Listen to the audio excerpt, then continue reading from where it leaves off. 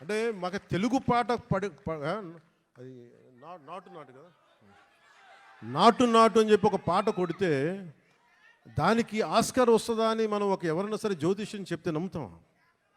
But కానీ దాని శక్తి రాజమౌళి గారు లాంటి దర్శకులు కావచ్చు, దాన్ని తీసుకెళ్ళిన రామ్ చరణ్ గారు, జూనియర్ ఎన్టీఆర్ గారు కావచ్చు, అంటే ఇంతమంది కలయికతోటి వాళ్ళందరూ బలంగా వేయగలిగారంటే మనం సంగీత దర్శకుడు అనేవాడు బలమైన అసలు రక్తి కట్టించగలిగే సంగీతాన్ని ఇవ్వలేకపోతే దానికి చంద్రబోస్ గారు లాంటి ఒక లిరికల్ రైటర్ దానికి సరైన లిరిక్స్ అందించకపోతే అది ముందుకెళ్ళదు. అలాంటిది మనకి ఇద్దరు ఆస్కార్ విన్నర్స్ ఉన్నారు. వాళ్ళని చంద్రబోస్, అదోబని శ్రీ ఎంఎం కీరవాణి గారు. మనందరం కూడా చాలా చాలా ఒక తెలుగువాడిగా కాదు, ఒక భారతీయుడిగా మనందరం చాలా గర్వపడాల్సిన విషయం. సో అలాంటి దర్శకులు, సంగీత దర్శకులు మన హరిహర వీరమల్లుకి నిన్న రాత్రి చూశాను మొత్తం. కొంచెం అన్ని నేను రీల్స్ టెస్ట్ చేస్తాను ఫస్ట్ టైం చాలా సంవత్సరాల తర్వాత. ఖుషి తర్వాత మళ్ళీ నేను ప్రతి రీల్ చూడడం, ఎందుకంటే నేను సడన్గా డబ్బింగ్ తర్వాత సినిమాలు చూడండి, నాకు భయం సినిమాలు చూడాలంటే. ఇందులో డైలాగులు ఉండవు, యాక్షనే ఉండవు. ధర్మం జోలికి వస్తే తాట తీసేస్తామనే ఉంటుంది తప్ప. ఏం తల్లి బాగున్నావా?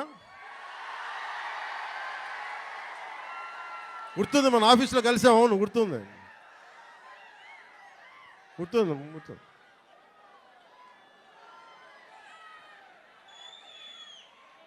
మాట్లాడదాం. ఈతమాను ఇల్లు కాదు, తాటిమాను తావు కాదు, తగిలినోడు మొగుడు కాదు, తగరము బంగారు కాదు. అంటే ఇది మన ఉత్తరాంధ్రాదికి చాలా దగ్గరగా ఉంటుంది. అందుకే నా చేత పాడించారు అనుకుంటా బహుశా కీరవాణి గారు. ఇలాంటి మన కీరవాణి గారు నేను చాలా సంవత్సరాల తర్వాత, ఖుషి తర్వాత, బాబు నువ్వు ఒక్కడే ఎక్కువ డిస్టర్బ్ చేస్తున్నావు, వాగమ్మ ఒక్క నిమిషం చాలు, చాలు ఓకే చాలు. చాలా సంవత్సరాల తర్వాత, ఖుషి తర్వాత ఈ సన్నివేశం, ఇది రెండు భాగాల సినిమా అయింది. ఆఖరి భాగం, ఈ ఫస్ట్ పార్ట్ ఎలా ఎండ్ చేయాలి అని అనుకున్నప్పుడు ఇది హిస్టరీ మనందరికీ అర్థం కావాలి. నేను నిన్న నుంచి ఇంటర్వ్యూస్ ఇస్తుంటే మీరందరూ కొద్దిమంది చూసే ఉంటారు. మీరందరూ చూస్తే నేను ప్రామినెంట్గా చెప్తుంది, ఈ సినిమా మీకు ఏమి ఇస్తుంది, ఎలాంటి అనుభవం ఇస్తుంది, ఏం చూడాలి, ఏం చెప్పాలనుకుంటున్నారు ఈ సినిమా అంటే. నాకు cinema is a purely entertainment. నేను డబ్బులు తీసుకొని సినిమాకి వెళ్తే నాకు ఎంటర్టైన్ చేయాలి. నేనే నమ్ముతానంటే నా సినిమాని ఎడ్యుటైన్ చేయాలి అనుకుంటాను. ఎడ్యుటేషన్ అంటే మనల్ని ఎడ్యుకేట్ చేయాలి, మళ్ళీ ఎంటర్టైన్ కూడా చేయాలి. నేను అలాంటి సినిమాలు ఇష్టపడతాను. సో నా సినిమాలు ఎంతో కొంత నాకున్న ఆలోచన ప్రాసెస్ని బెటర్ చేయాలి. అలాంటి పరిస్థితుల్లో నాకు కృషి గారు చెప్పిన కథ ఏంటంటే, మన కృష్ణానది తీరంలో దొరికిన మనకి వజ్రాల గనులు ఉన్నాయి. ప్రపంచంలో అప్పుడు ఇంకా వజ్రాల గనులు కనుగొనల.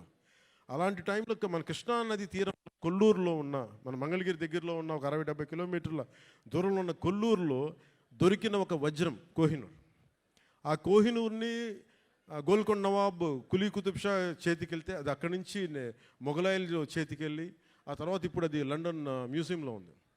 సో నాకు నచ్చిన ఐడియా ఏంటంటే కోహినూర్ని దొంగిలించడం. కోహినూర్ ఎవరి చేతిలో ఉంది? కోహినూర్ పీకాక్ త్రోన్ మీద ఉంటుంది, నెమలి సింహాసనం మీద ఉంటుంది. ఆ నెమలి సింహాసనాన్ని మీద ఎవరు కూర్చొని ఉన్నారు? కంటకుడైన పాలకుడు, ఒక కంటకుడైన పాలకుడు ఔరంగజేబ్ కూర్చొని ఉన్నాడు.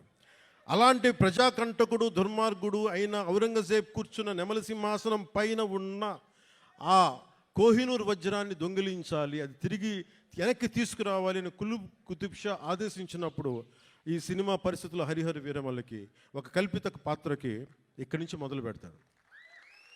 ఇది ఇక్కడి నుంచి హైదరాబాద్ గోల్కొండకు పోతుంది, చార్మినార్లో కొన్ని సంఘటనలు జరుగుతాయి, అది అక్కడి నుంచి ఢిల్లీ దాకా పోతుంది.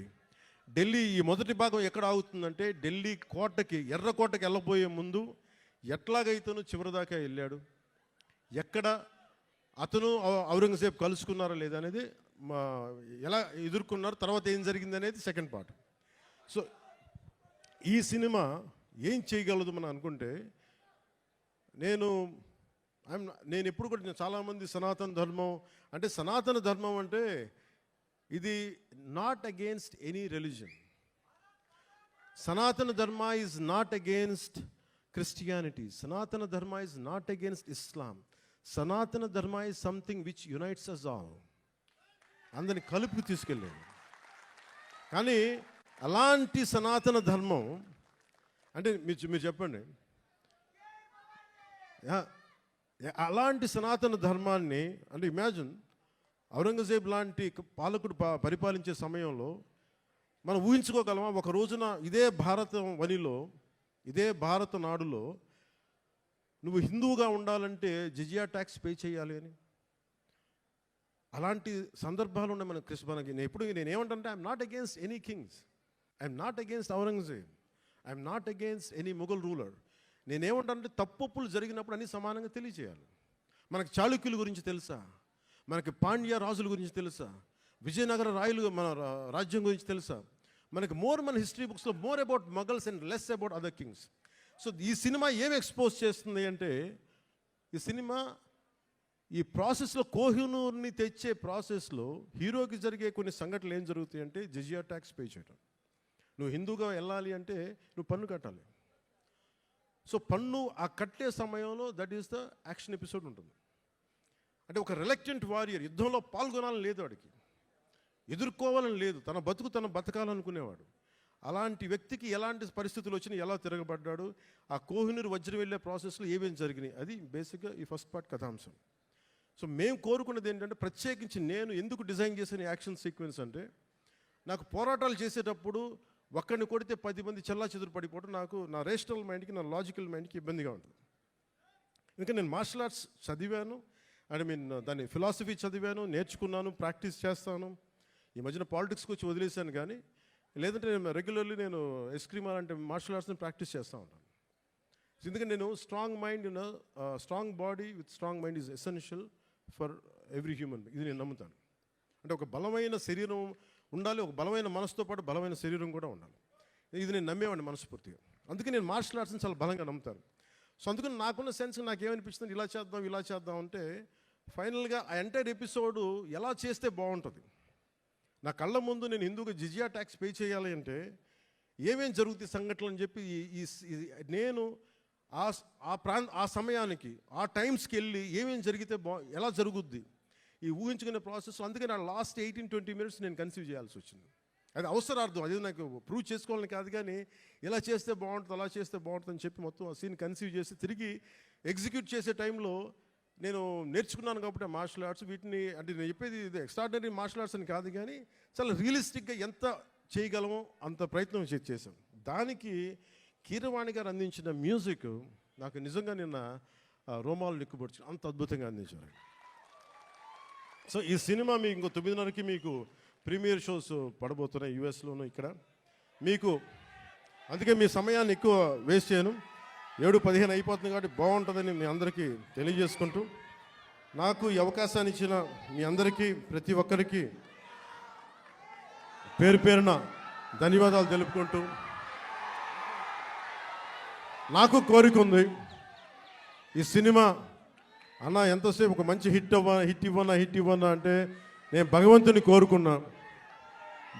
కోరుకున్నా ఒక గబ్బర్ సింగ్ లాంటి హిట్ మా అభిమానుల కోసం ఇవ్వమని.